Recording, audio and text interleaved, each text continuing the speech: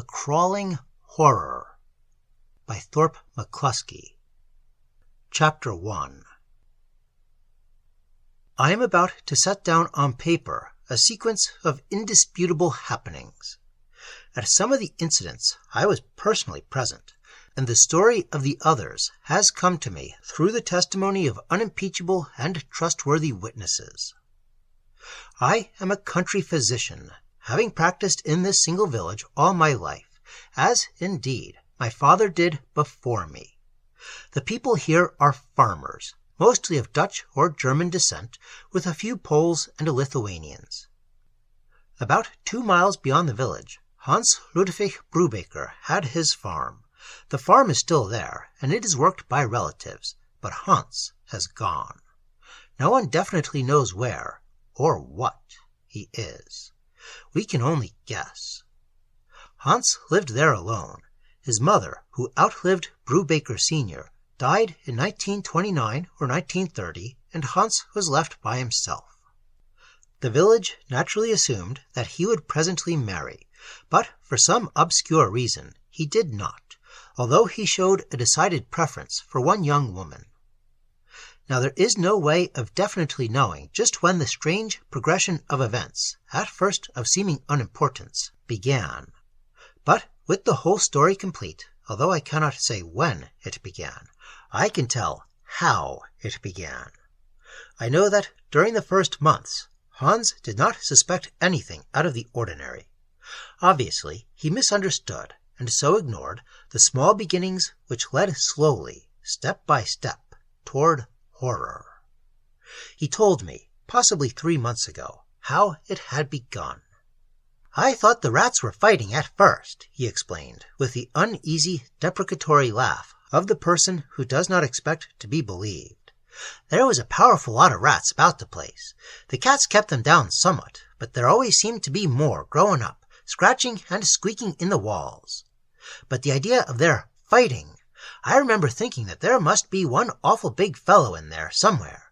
I could hear him scuffle, and then plop, down he'd come off a crossbeam between the walls, soft and heavy-like. And the cats heard him too. I watched them for a few weeks, snooping around, excited-like, heard that big fellow go plop every once in a while, listened to the squeaking and running in the walls that seemed, somehow, scared. The idea got into my head that the big one was a killer. He was, too, there's no doubt of it. Whenever he was in one place, the rest were elsewhere. The mice began to desert the house for the barn. My cats got quite a number of them that way. Along about then, a strange thing happened. One day I noticed a strange cat hanging around. White she was, and pretty. She stayed around the porch while I was feeding my own cats, and I tried to pet her and feed her, but she wouldn't come near me, and she wouldn't eat. Seemed interested only in Peter, a big tiger cat of mine. Well, that was natural, even if it did seem funny that she wouldn't eat. Peter watched her some, and that night he stayed out. He never came back, and I never heard the big rat from that night on in the walls again. You know how cats are around a farm. They earn their keep, and they're good company. I always had 7 or 8, sometimes as many as a dozen of them, and my cats began to disappear one by one. In 2 weeks, there were only a couple left. I couldn't understand it. I remember that I began to think somebody was poisoning them. The 2 that were left looked sick and scared, too, as if they knew something was wrong. And then, one day, they went away and never came back. Even then, I didn't have any suspicions that came near the truth, and for quite a while after that, I didn't notice anything. But it began again. This night was colder, I remember. It must have been around the 1st of November. I had a chunk fire going. It was evening, and I was sitting with my feet in the oven. My shoes were on the floor on the left side of the chair, a big Morris chair that's in the kitchen. The fire was nice and warm. The doors were all shut, and I was smoking my pipe. The house was still as death. One of my 2 collie dogs was outside somewhere, and the other one, Nan, was lying close to the stove at my right, a foot or so from my chair, soaking in the warmth, sleeping. It must have been about 9:30. It certainly wasn't later than that. I enjoy that last hour or so before I get into bed. Everything is done for the day, and I can lie back and rest and think. I had arranged everything for solid comfort. The chair back was set just right, and my pipe was going good. Looking back now, and trying to remember, I must have dozed off for a few minutes. I forget whether I put my pipe out or not. Maybe it just hung loose in my left hand and went out itself. Anyway, I found it on the floor beside the stove afterward. Yes, I was probably just sleeping, with my pipe dangling in my hand. My right arm was hanging from the chair arm, limp-like, and as I began to come out of that little snooze, I reached down to stroke the dog. But as I came wide awake, I realized that there was something queer about that thing under my hand, beside my chair. It didn't feel like a dog's back. It was the right distance from the floor, but it was slippery, and there wasn't any hair on it. My hand kept moving, but right off I knew that, whatever I was petting, it wasn't any dog. I had the idea that if I pressed my hand down, I could push my fingers right into it. All this took a lot less time than in the telling, maybe 3 or 4 seconds. I began to be scared. I turned to look, and God knows what I expected to see. Certainly nothing like what was there. It was a slimy sort of stuff, transparent looking, without any shape to it. It looked as though if you picked it up, it would drip right through your fingers, and it was alive. I don't know how I knew that, but I was sure of it, even before I looked. It was alive, and a sort of shapeless arm of it lay across the dog's back and covered her head. She didn't move. I guess I yelled then, Dr. Kurt, and I jumped out of the chair and reached for the poker. That slimy thing hadn't moved, but I knew that if it wanted to, it could move like lightning. It was heavy-looking, too. I remember thinking that it must have weighed about 50 pounds. I hit the thing with the poker, and quick as thought, the whole mess started sliding across the floor, stretching out as worms do, oozing under the crack beneath the door that leads onto the porch. Before I knew it, the thing was gone. I looked at Nan. She hadn't moved, and she seemed asleep. I shook her until her eyes opened, and her eyes looked dead. Well, Dr. Kurt, you'll believe me when I tell you that I didn't sleep that night. I caught myself listening for noises, not that I knew what to listen for, except the sound of that thing sliding back into the house again, for I remembered that it could go through a crack. If I looked once around that kitchen, everywhere, I looked 100 times. Peg didn't come back all night. That was strange, because she usually stayed right around close. It was just as though she was afraid. As it was getting light, Peg came up on the porch. I was glad to hear her, and I let her in quick. Then she saw Nan. She made a funny sort of howling noise, and her ears dropped flat against her head. Then she went for Nan. Froth was beginning to run from her mouth. It was just as though she was trying to kill Nan. She was deathly afraid. It wasn't pretty to see. Nan didn't fight back. She just lay there, as though she didn't see what it was, as though she didn't know enough to try and fight or run. If I hadn't dragged Peg off, Nan would have been dead in another minute. And even after I had put Peg outdoors, Nan didn't move much. She just shuddered a little, and she didn't even lick at the places where the blood was running down. I had to shoot her then. It made me sick to do it. Then I dragged her out off the back porch and went to the barn to do the milking. I didn't eat any breakfast. I felt sick to the stomach. After I finished the chores around the barn, I got a shovel and went back to the house. Nan's body was gone. There wasn't a sign of her, not a bone or a patch of hair, nothing but a clean scuffed place in the grass. At first, I thought I might have made a mistake. Maybe I had left her around the other side of the house, but I went around to the front porch, and Nan was nowhere. The funny thing, Dr. Kurt, is that somehow I knew that it would happen just like it did. I didn't say anything to anybody then. I just watched and waited. And a few weeks later, I saw the dog that looked like Nan, Dr. Kurt. It was Nan, yet it wasn't. I saw her hanging around the barnyard, and I whistled to her, absent-minded, and then I remembered that Nan was dead. But it looked like Nan, and I knew that it was waiting for Peg to come out. I knew that it wasn't Nan, Dr. Kurt, because it didn't come when I whistled. 2 or 3 times that week, I saw that dog that looked like Nan and that wasn't Nan hanging around, and each time she looked thinner and weaker. And then, after a few days, I didn't see her anymore. She had just gone away. For 2 weeks, nothing happened. Then, one day, I spotted a strange dog, a big dog, hanging around. And that night, Peg vanished. She never came back. You can see how it was, Dr. Kurt. I began to see a sort of pattern to it. First the mice, then the cats, then the dogs. I got to wondering if it would get the cattle next, or maybe the people. Abruptly, Hans paused. I think that then I carried it off perfectly. I did not utter a word, but merely waited impassively. Whatever I did, or omitted to do, it gave Hans confidence, for after a moment he went on.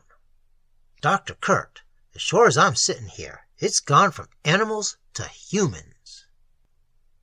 Humans? I asked. Hans nodded. It's happened, he said softly. One afternoon, 3 weeks ago, I was standing in the yard. You know that along about then we were having stiff frosts every morning and night. I saw this strange boy coming down the road. He wasn't more than 12 or 13 years old, and he was wearing odds and ends of clothes that looked as though he had picked them up anywhere. I looked at him, and right away I knew that he was a runaway. The kid, as he walked along, kept looking at the house as if he had half a mind to stop. But he didn't stop, just went on past, slowly, looking back from time to time. I went down the driveway, and I almost called out to him, but I didn't. It was as if something inside me said, "Don't call. That thing you see there isn't a boy. It's death in the shape of a boy." That's what I seemed to think. Dr. Kurt, I was scared, and ashamed too. I was so ashamed that I went right down to the road with the idea of yelling at the boy. Then I happened to look down at my feet. You know I told you that there had been a frost, Dr. Kurt. It was cold enough all night to form good solid ice, and there had been a thaw for a couple of days beforehand. Well, that slushy stuff in the road had frozen, not hard enough to hold a horse or a cow, but plenty hard enough to hold a fairly heavy man, because when I walked on it, it didn't crack or break except once in every 5 or 6 steps. But where that kid had walked, the ice was broken at every step, and he looked to weigh no more than half what I do. I looked at those tracks in the frozen slush, Dr. Kurt, and then I turned round and walked back to the house. I knew then that the thing had come back. Maybe my house is home to it. Maybe, because it began in my house, it likes to come back. I wanted to tell then, but I didn't dare. I was afraid people would laugh. But I'm going to tell now, because 2 days ago the Peterson kid disappeared, and he hasn't come back. And what's more, he'll never come back. He's part of that thing that began in my walls with the rats. Hans stopped speaking. I knew that there was nothing more for him to tell. The room was oddly silent. Presently he asked, "What can be done about it?" I didn't know what to say, but I felt that I should say something, should try, at least, to quiet the man's nerves. "Go home," I advised at last gently. "Get a good night's sleep, and come back tomorrow. I'll have thought it over by then." Chapter 2. That night I sat up late, pondering the story Hans had told me. Perhaps at that time I almost believed him, and in the morning, as I had expected, he returned. It all looked much more impossible in the bright light of mid-morning than it had looked the evening before. I grasped at the idea that, although something extremely strange might be going on, yet the explanation might come, presently, of itself, in a purely matter-of-fact manner. In effect, that is what I told Brubaker. Hans went away disappointed, almost angry, and not more than 20 minutes after he left my office, Hilda Lang came in. She seemed extraordinarily perturbed. "Dr. Kurt," she began abruptly, "do you think that Hans is crazy?" "Why do you ask?" I returned. Talking with her was different from talking with Hans. She was a beautiful young woman, tall, long-waisted, slender-limbed, with fair blue eyes and yellow hair, and a gloriously clear skin. There was something imperiously demanding about her that disturbed me. She looked at me. Then she made a curious, impatient gesture. "Oh, don't pretend. You know that Hans came to you yesterday with a story. He has told me the same thing that he told you. Dr. Kurt, you know about all this. Do you think he is crazy?" I shook my head. "Don't worry on that account, Hilda. Hans is not crazy. He may be fooled. He may even be fooling himself. But he is sane." Hilda sighed in relief. "Thank God for that. I was worried." Then, as a sudden new thought struck her, she leaned forward tensely. "But if he is sane, his story is true." She paused. I said nothing. "I'm going to marry him," she said abruptly. "He's been afraid of this thing long enough. If there's nothing to it, it shouldn't keep us apart. And if he's in danger, 2 people in that lonely house are better than 1. I waited a long time, while the room hung silent, before I replied. "You believe in this danger, then?" I asked. "Yes, I believe in it. As I believe in Hans, I believe in it." And in a little while she went away. For the rest of the week I went about my usual routine. Hans, of course, did not come back. But I learned that he suddenly married Hilda, and that they were living at the Brubaker farm. A day or 2 later I drove out to see them. Hans was working about the back of the house as I drove into the yard. He straightened slowly, put down the tools from his hands, and walked over to the car. He looked tired, as though he had not been sleeping well. Shutting off the motor, I climbed from the car. Then, while I was close to him, Hans whispered hoarsely, "There is danger here, Dr. Kurt. I can feel it. I watch every night, Doctor. I have seen things that I haven't told her about. I can't tell her. I want to sell the place and go away, where it's safe. But Hilda laughs. She hasn't seen the things I've seen." "Just what have you seen?" I asked. He looked at me eagerly. "Come to the house, tonight, after Hilda has gone to bed," he whispered. I nodded. Then we were at the kitchen door, and there was Hilda, smiling, beautiful in her tall, strong fairness, welcoming me to her home. That night, at 11 o'clock, I returned down the rutted road that led to the Brubaker farm. It was abysmally dark, but it was not cold. I remember thinking that it might snow before morning. Long before I reached the Brubakers, I could see 2 tiny yellow lights at the back of the house, the kitchen and the back bedroom. I drove past the house 100 yards, parked the car alongside the road, and returned to the house on foot. I did not look at my watch, so I do not know how long I stood outside in the driveway. Waiting like that seems interminable, I know, and obviously I could not come in until Hilda was asleep. At last, both lights were put out, almost simultaneously, and in a few minutes, as I had expected, the light in the kitchen flared up again. I walked softly to the rear door and knocked. Hans let me in immediately. I stepped into the kitchen, my eyes slightly dazzled by the brilliance within, and it was not until I had been comfortably seated beside the table that I noticed, with a start, what Hans was doing. He was sealing the bedroom door off from the kitchen with wax, making the passageway between the 2 rooms hermetically tight. He worked with the rapidity of one who does a task he has performed before. Presently, he had sealed the doorway in its entirety. Then he put the remaining mass of wax in a piece of brown paper and carefully hid it away behind the wood box in the corner. He came across the room and sat down close beside me. We talked in whispers. "I'm learning all the time what the thing can do," he told me. "It came back 3 days ago, but I'm tired to death. I haven't slept." I looked at him, at the reddish, bloodshot color of his eyes, at his sunken cheeks. "Why don't you sleep now?" I suggested. "I'll watch."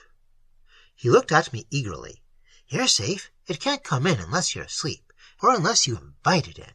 I've learned that. But if anything happens, wake me." I nodded. "It'll be all right. Don't worry. Exhausted, he lay back and closed his eyes. He fell asleep almost at once. Outside it had begun to snow, and the soft, heavy flakes made a steady rustling against the window. I looked out curiously. I noticed that the window had been nailed shut and the crevices stuffed with putty and painted over. I went outside impulsively and looked at the bedroom windows. They, too, were nailed and puttied tight, and I saw that the whole back end of the house had been freshly painted. "He's got those 2 rooms airtight and watertight, all right," I thought. Back in the kitchen again, I remembered, uneasily, that I was supposed to be on watch. But nothing had happened. Hans still slept, the fire still burned softly, the snow drifted and fell away from the black window pane. And then, abruptly as a flash of lightning striking into the room, the whole calmness with which I had surrounded myself, my whole sense of security, vanished as though it had never been. Not that there was any physical happening.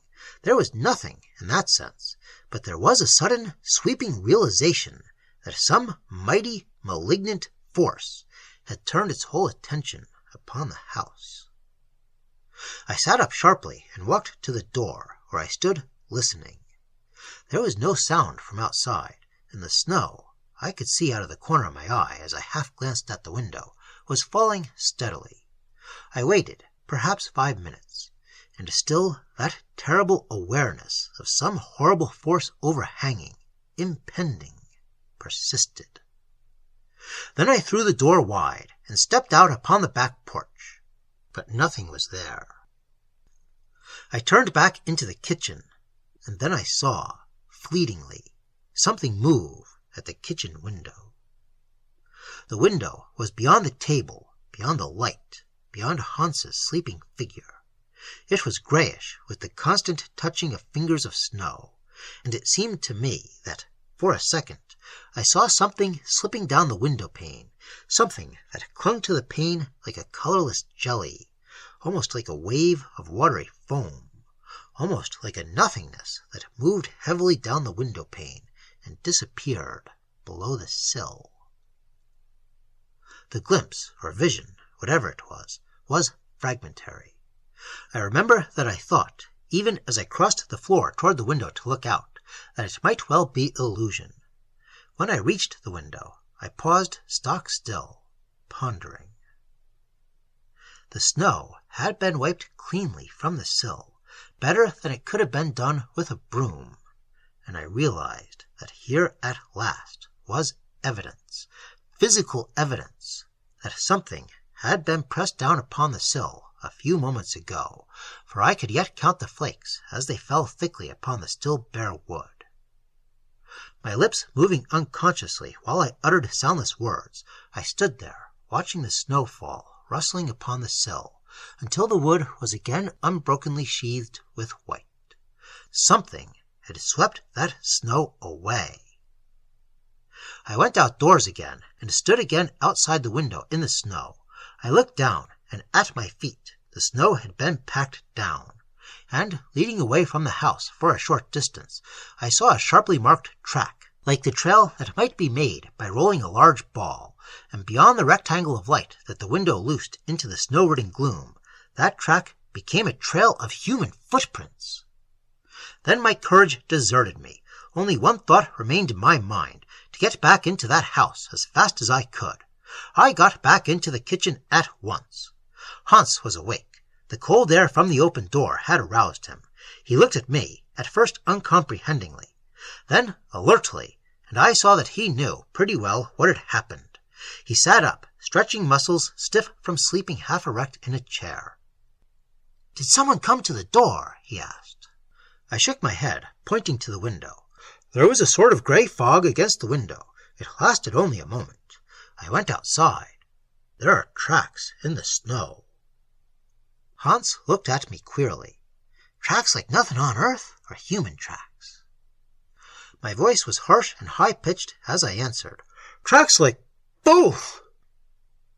As the day slowly lightened, Hans stripped the molding of wax from the bedroom door, shaped it between his hands, and affixed it to the lump behind the wood box.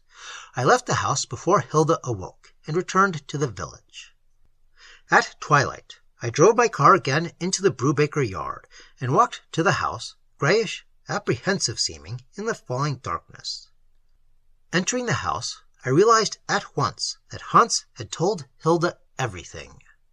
Stamped on the faces and engraved in the speech of both man and wife was a determination to fight the thing that threatened their home. Hilda, brave girl, brought out a pinochle deck, but before we could sit down to play, there came an interruption.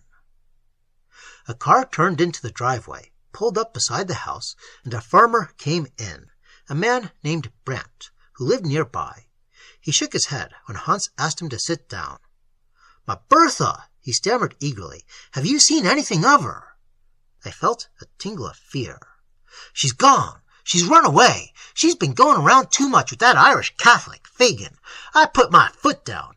'I'll run away, Papa,' she told me, and now she's done it. She's gone. Did she walk to town? 2 miles? "It's a bad night out," Hilda said doubtfully. "I think that if you inquire at the houses along the road, you'll probably find her," I said. Presently the man went out.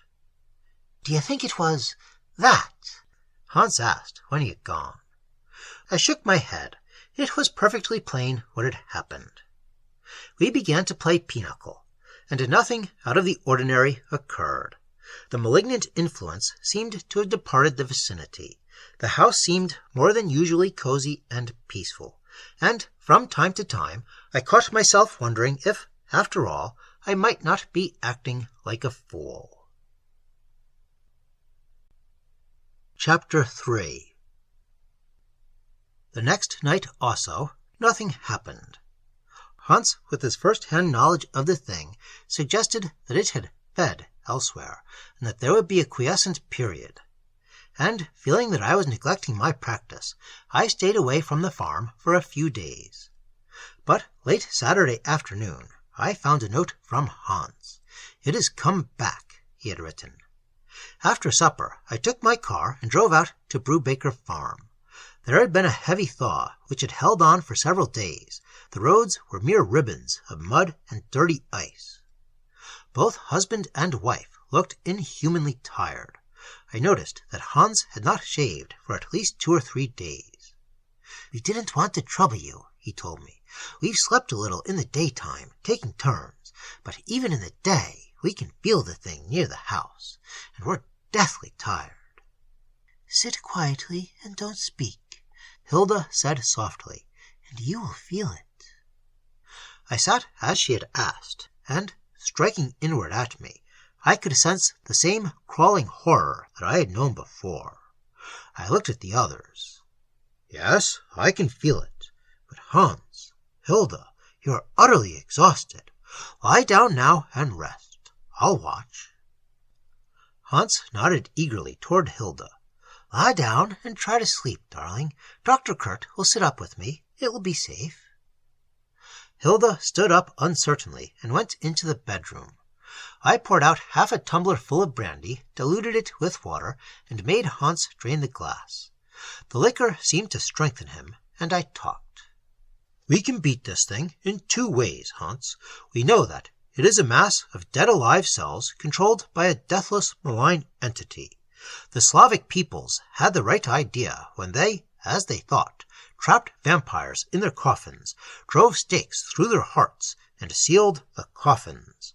What they did not truly realize was the nature of the being they combated.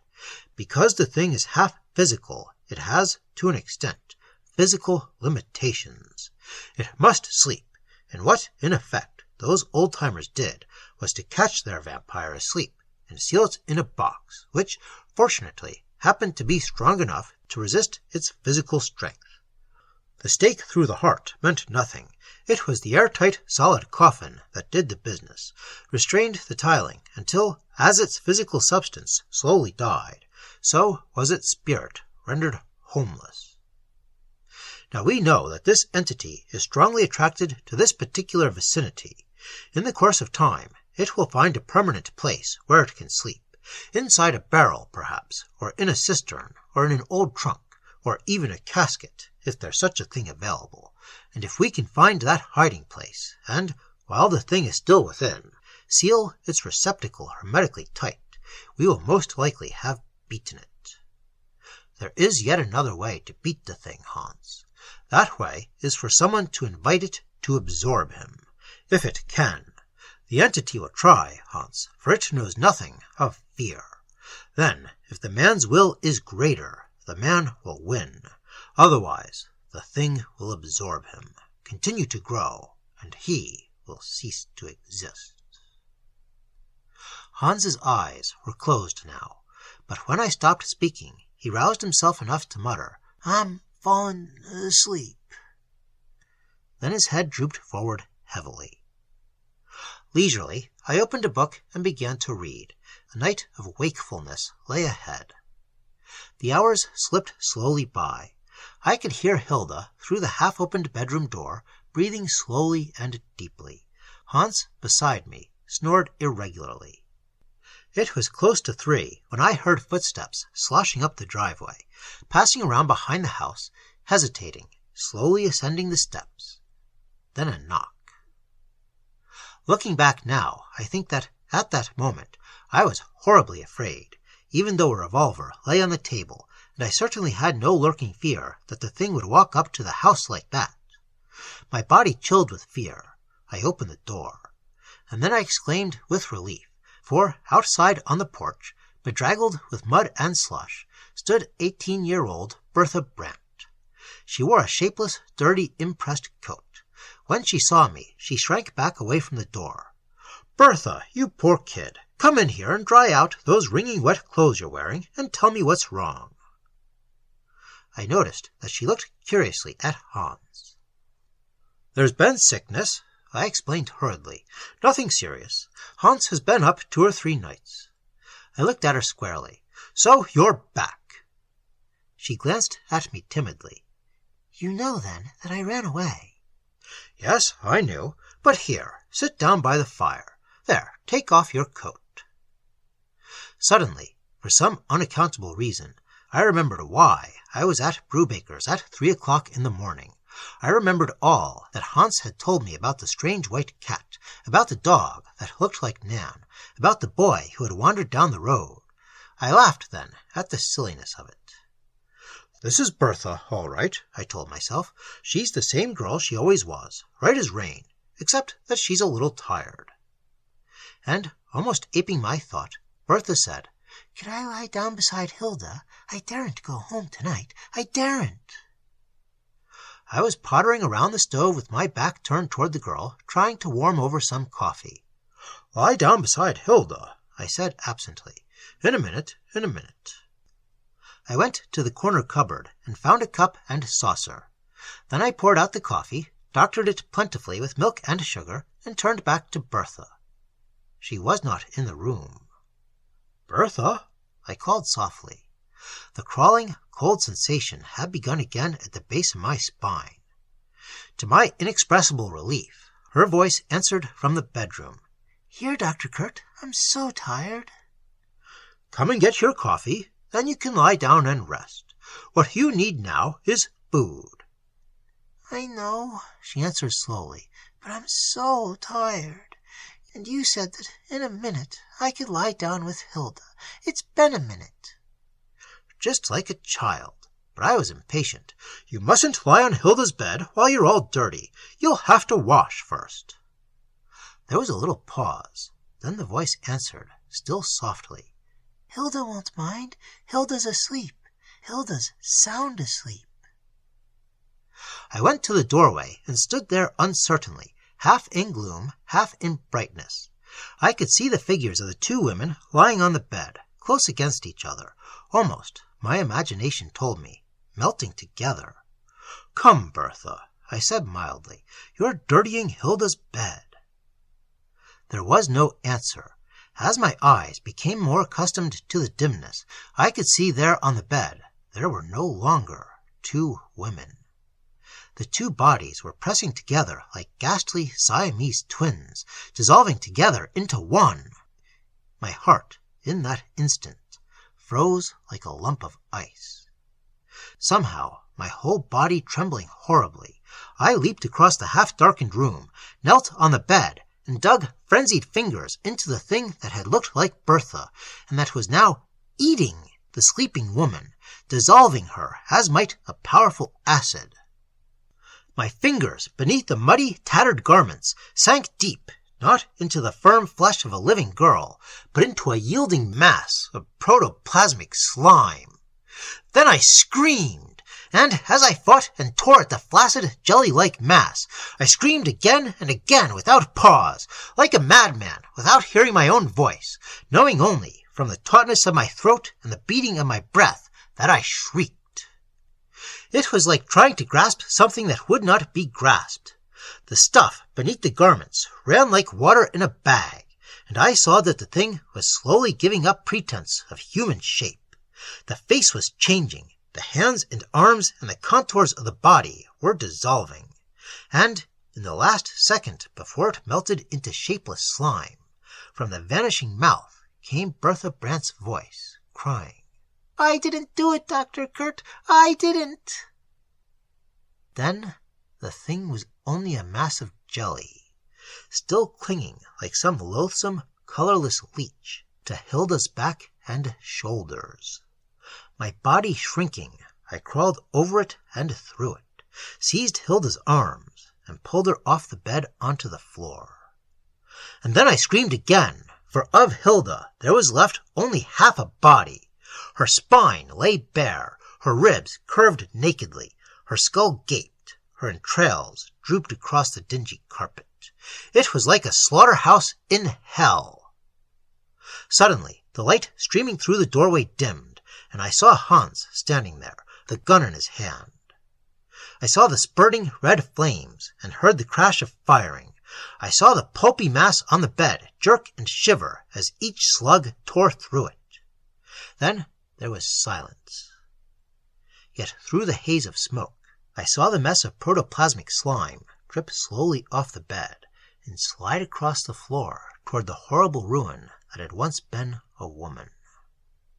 And on my hands and knees, I tried to push it back, scooping at it as, unconcernedly, the thing flowed across the floor between my fingers and again fastened upon Hilda.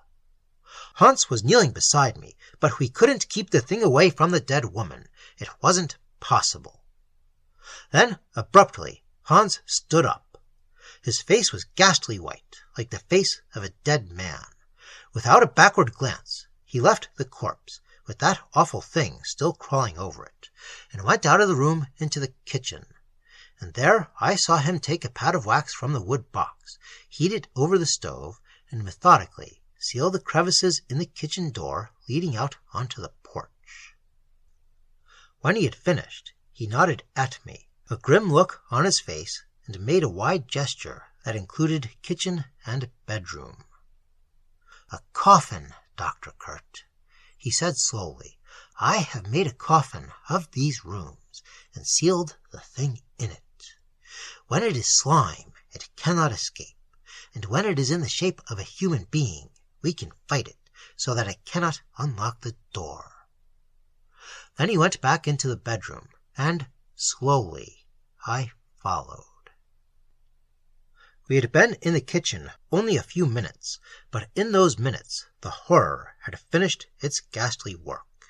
Nothing remained of Hilda, only a bag of clothes lay there limply, and nestling in them glistened a great mound of watery, jelly-like stuff, faintly quivering, alertly alive.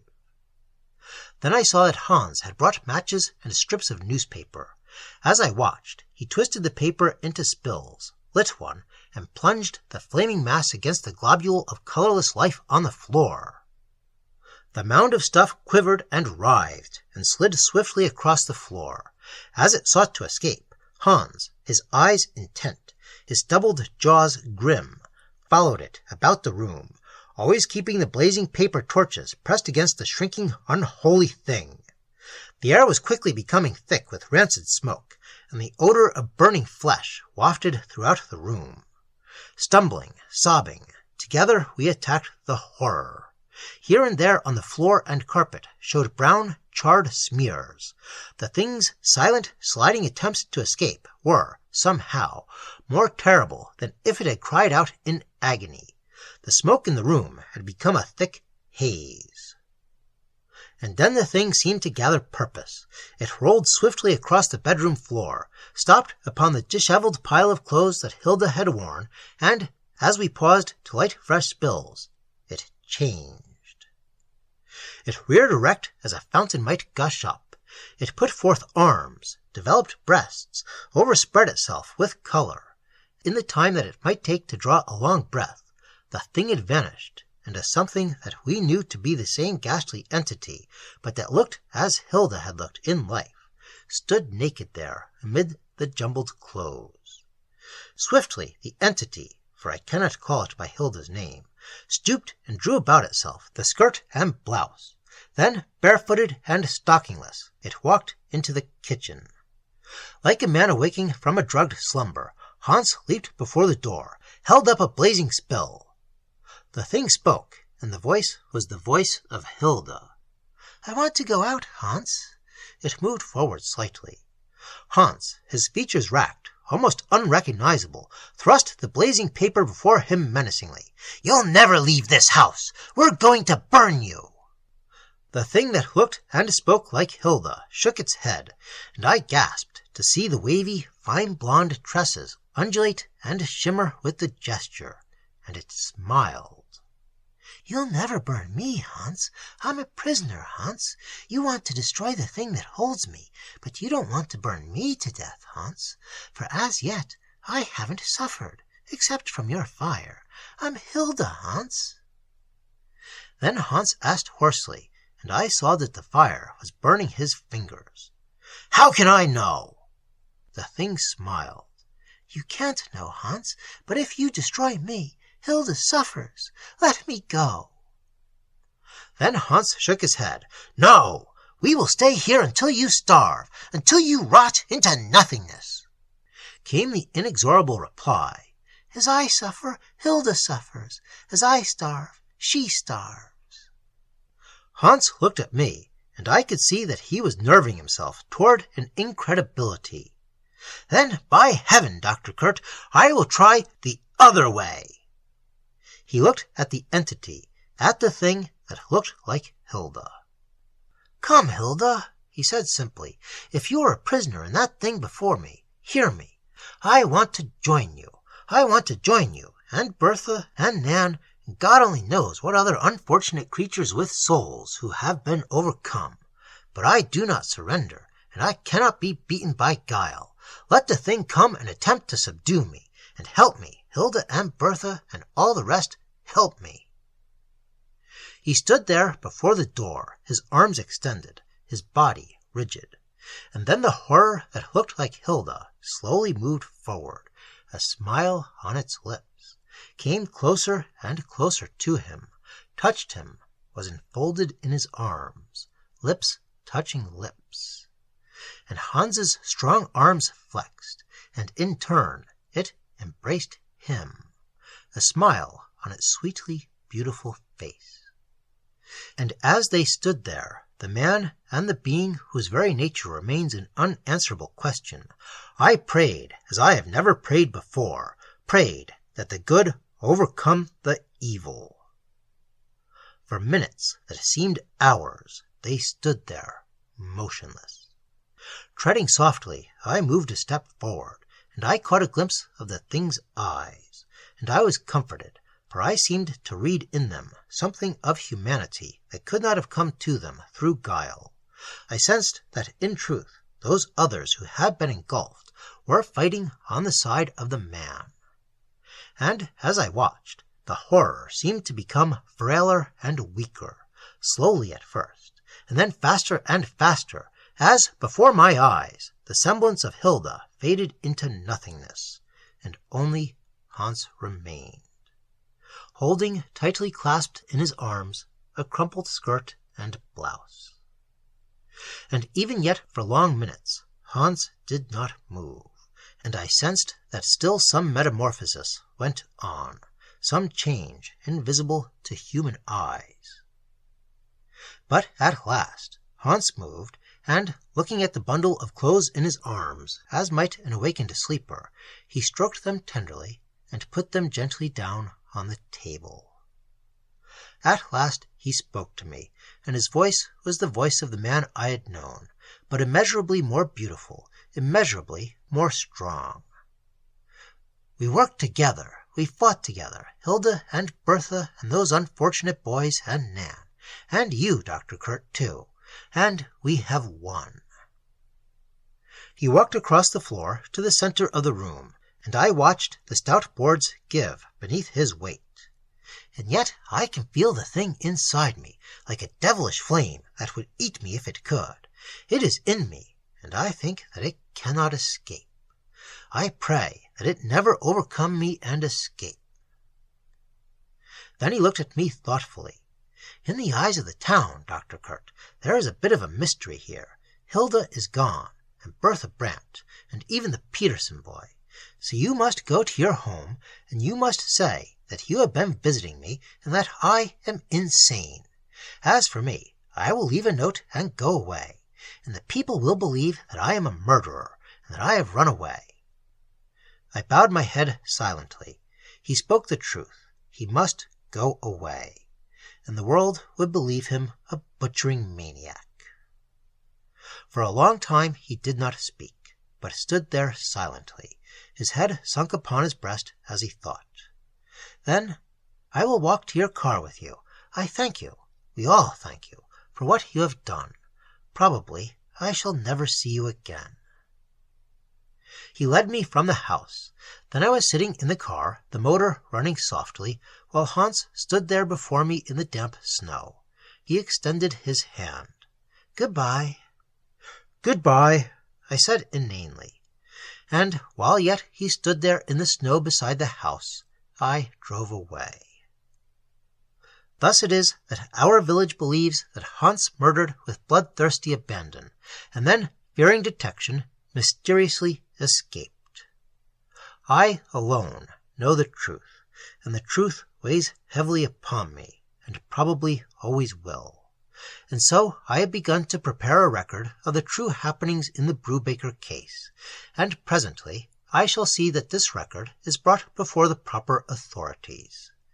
Meanwhile I wonder where and what is